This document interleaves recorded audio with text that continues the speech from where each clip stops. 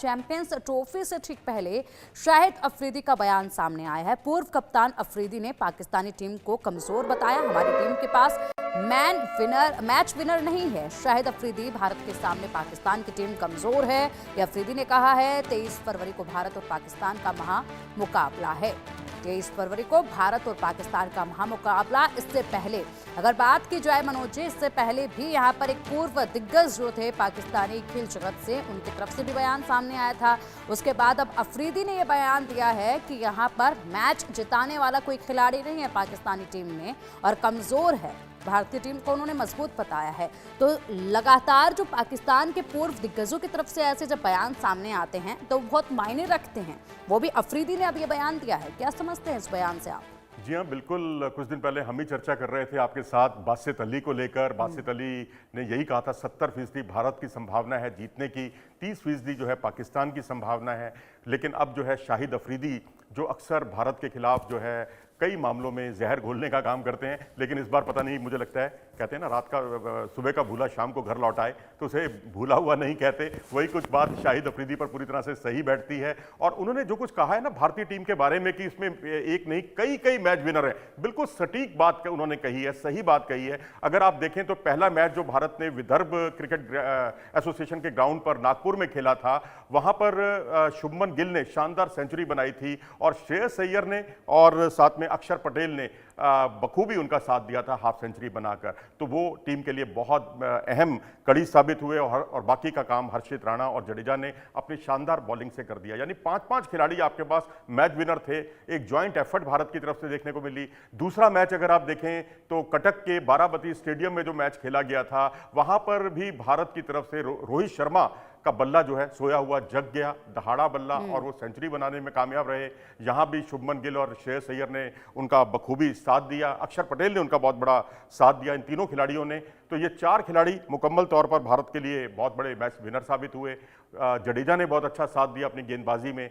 फिर आइए आप तीसरे मैच पर जो इंग्लैंड के खिलाफ खेला गया, हम मैच विनर्स की बात यहाँ पर बात कर रहे हैं, और विराट कोहली, श्रेयस अय्यर, केएल राहुल सबके सब चलते हैं, और शुभमन गिल जो है एसेट साबित होते हैं, सेंचुरी बनाते हैं।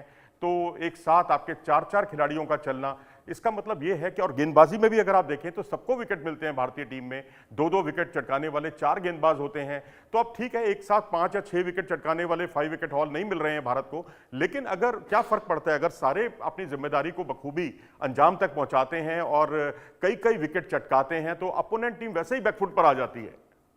बिल्कुल बिल्कुल मनोज जी। और इसी के साथ अगर बात की जाए तो जिस तरीके से लगातार चैंपियंस ट्रॉफी को लेकर चर्चाएं होती रही हैं और पाकिस्तानी पत्रकारों के साथ भी लगातार चर्चाएं हुई हैं, ऐसे में उनकी तरफ से यही कहा जाता है कि हमारे एक दिग्गज जो फिलहाल चोटिल होने की वजह से टीम में नहीं आ पा रही हैं, तो ऐसे में उसका बड़ा फायदा उनको हो सकता है। हालांकि उनकी टीम कमजोर है इस बार, ये ध्यान नहीं दे रहे हैं, लेकिन वो खुश इस चीज से हैं कि हमारे एक दिग्गज इस बार पार्टिसिपेट नहीं कर पा रहे हैं, तो उसका उन्हें फायदा मिल सकता है। देखिए जी, कहीं तो आपको अपने लिए पॉजिटिव ढूंढने ही है ना। अगर कहीं ऐसी दिक्कत हमारे साथ होती, हम भी यही सब करते। अब वो जसप्रीत बुमराह को लेकर कुछ इशू बना रहे हैं कि भाई वो नहीं है तो हम उसका फ़ायदा उठाएंगे।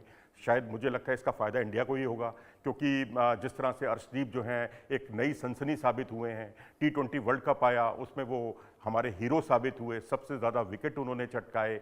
फिर उसके बाद उन्हें ODI सीरीज़ में साउथ अफ्रीका के खिलाफ खिलाया गया, वहाँ वो प्लेयर ऑफ द सीरीज़ के पुरस्कार से नवाजे गए। उन्हें T20 का ICC player of the year award मिला। मोहम्मद शमी बहुत तजुर्बेकार प्लेयर हैं। मैं समझता हूँ कब उनका तजुर्बा और ये सारी चीज़ें काम आ जाएं, क्योंकि उनके बारे में हमने देखा है, खेले तो वो 2 मैच हैं, वो अपनी वापसी के बाद एक स्ट्रेटजी के तहत हमने उनको बहुत एहतियात बरतते हुए उन्हें खिलाया नहीं है। लेकिन जिन लोगों ने उनको नेट्स पर बॉलिंग करते हुए देखा है, हर किसी ने माना है कि शमी बहुत बड़े एसेट है भारतीय टीम के और वो मैच विनर हैं। तो अफरीदी ने कोई गलत नहीं कहा, वाकई हमारे पास एक नहीं अनेक मैच विनर हैं।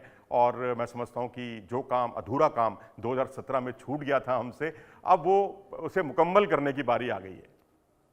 तो यानी कि कहीं ना कहीं टीम हमारी मजबूत जो है इस वजह से भी हुई है, भले ही दुश्मन टीम जो है वो इसको कमजोरी समझे, लेकिन ऐसा ज्यादा फर्क जो है वो नहीं पड़ने वाला है। यही आप कह रहे हैं मनोज जी? और बिल्कुल बिल्कुल बिल्कुल आपने बिल्कुल सही समझा। और दूसरी बात मैं इसमें यह भी जोड़ना चाहूंगा कि पाकिस्तान टीम जो है उसमें रिजवान और सलमान आगा दोनों कप्तान और उप कप्तान कंसिस्टेंटली रन बना रहे हैं, अच्छे रन बना रहे हैं, फकर जमान चल रहे हैं। यहां अगर बाबर आजम या अन्य कोई खिलाड़ी, एक प्लेयर भी चलता है तो पाकिस्तान को 300 के करीब पहुंचने में मदद मिलेगी, क्योंकि हमने खेलने हैं दुबई में, उन्होंने खेलने हैं पाकिस्तान में, और पाकिस्तान में बिल्कुल पाटा विकेट है, वहां खूब रन बनेंगे। और पाकिस्तानी तो इस बात के लिए भारत को कोस भी रहे हैं कि अगर आप पाकिस्तान आते तो आपको भी ऐसी पाटा विकेट मिलती और आप तो यहाँ 400 रन बनाते। तो ये एक तरह का कॉम्प्लीमेंट ही वो हमें दे रहे हैं। तो मैं समझता हूं कि यहाँ जो है अगर 2 प्लेयर और उनके चल जाते हैं तो पाकिस्तान के लिए स्थितियां आसान होंगी।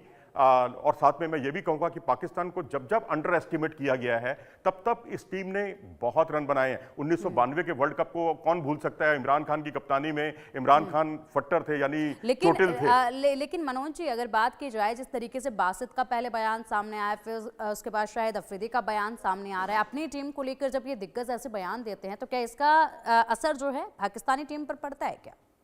देखिए, ठीक है, अपनी तरफ से हर एक को अपनी बात कहने का पूरा हक है। मैं अपनी बात जरा पूरी कर लूं। 1992 का वर्ल्ड कप याद कीजिए, 3 मैच पाकिस्तान की टीम हार गई थी। एक हारी, दूसरा हारी, इंडिया से भी हार गई, और उसके बाद जो है इंग्लैंड से हारते हारते बची, और उनका 74 रन पर पूरा पुलिंदा बन गया था पूरी टीम का।